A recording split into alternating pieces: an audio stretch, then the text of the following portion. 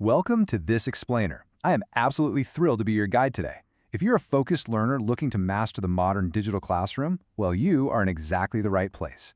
Today, we're demystifying educational terminology and looking at the actual mechanics of teaching. We're going to take a really fascinating journey down what I like to call the educational funnel. We'll start by untangling all those words we use to talk about education, and then we'll journey all the way down to the specific micro skills you need to craft an engaging digital video lesson. Let's get to it. Okay, let's dive right into our roadmap.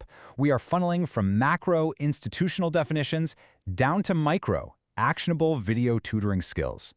We'll start by decoding terminology, then we'll look at UK versus US meanings, cover the types of college classes, break down the anatomy of a lesson plan, and wrap up with crafting video lessons.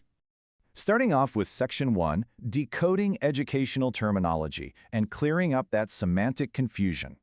We really need to clear up some serious semantic confusion right out of the gate. Because if you have ever found yourself asking, wait, am I taking a course, a class, or a lesson? You are definitely not alone. It's a widespread, everyday confusion that plagues learners and educators alike.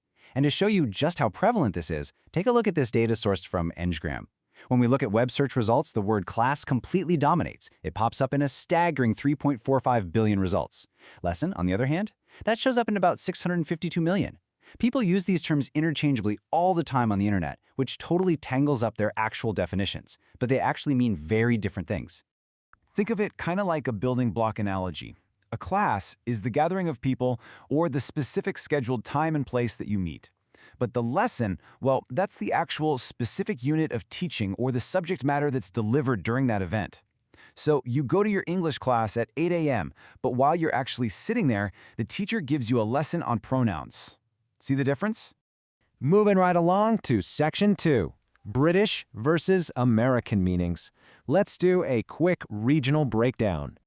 What's really interesting here is how geography completely changes the whole educational hierarchy. Depending on which side of the pond you're on, these words take on entirely different institutional weights. In North American universities, a course is a series of classes that usually lasts a single semester. Think of an Algebra 2 course. And your entire major is called a program. But if you hop over to the UK, the terminology practically flips. British universities use the word course to describe the entire multi-year degree program you're studying. And get this, in the UK higher education system, the words class and lesson are rarely even used at all. All right, Section 3, types of college classes and the different formats of learning. Let's keep moving down that educational funnel, moving from overarching terminology to the actual physical formats these gatherings take in the real world, because an educator's environment completely changes their goal. A lecture, for instance, happens in a massive hall and is meant for broad delivery and heavy note-taking. But a discussion or a seminar, that's a small group setup meant for pure interaction and developing advanced skills. If you're in the sciences, you'll be applying theory in a hands-on lab. And if you're in the arts, you'll do that exact same hands-on application, but in a studio. The big takeaway here is that a teacher's delivery absolutely must adapt depending on which of these formats they're actually leading. Let's jump into Section 4, the anatomy of a lesson plan and how to prepare to teach.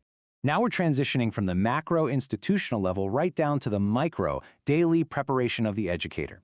Because behind every single great class gathering is a meticulously crafted document, and that is the lesson plan. It's a highly detailed description of the learning trajectory. It outlines exactly what the students are supposed to learn, the method of how they're going to learn it, and a way of measuring if that goal was actually reached.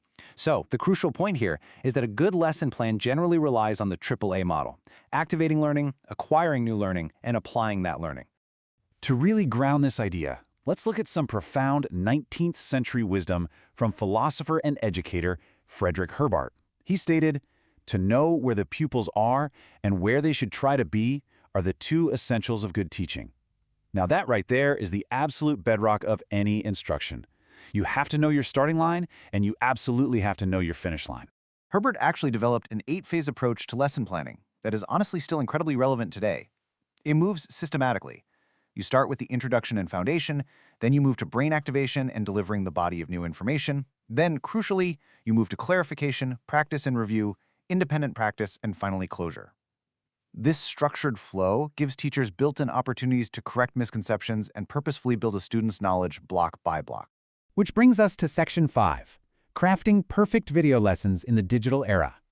let's move along and see how this all builds when we take these classical 19th century planning principles and apply them directly to the modern digital video format. Because today, let's face it, a huge amount of our teaching happens through a screen. Research from the digital platform Edpuzzle gives us some incredible research-backed best practices for keeping video engagement high. First up, you've got to chunk information. Our brains can literally only take so much at once, so studies recommend keeping your videos to a 6 to 9 minute maximum for older students. Second, speak authentically. Drop that cringeworthy, monotone lecture voice because honestly, nobody wants to learn from a robot. You want a natural, energetic vibe that makes students feel like you're speaking right directly to them. And finally, integrate embedded multiple choice or open-ended questions. This checks for understanding and forces active recall right in the middle of the lesson. Now, if you're an online tutor and you're trying to get students to actually book your classes, your video intro needs its own highly specific lesson plan. According to guidelines from Preply, a perfect intro video is short and super structured. Here's the breakdown.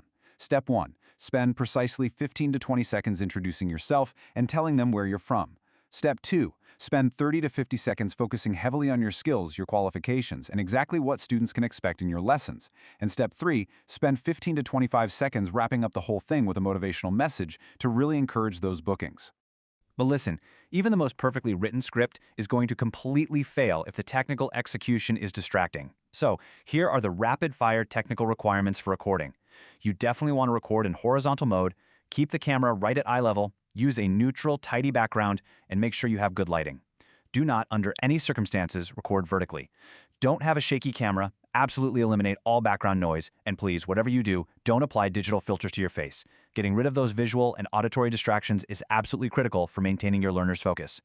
So we have funneled all the way down from the broad macro definitions of courses and classes straight into the highly specific, actionable steps of planning and recording a digital lesson. You now have the terminology and the tools to build a truly impactful learning experience. So I will just leave you with this one thought. You know the terminology, you know the tools. So what exactly will your first lesson be? Thanks so much for joining me for this explainer, and I will see you next time.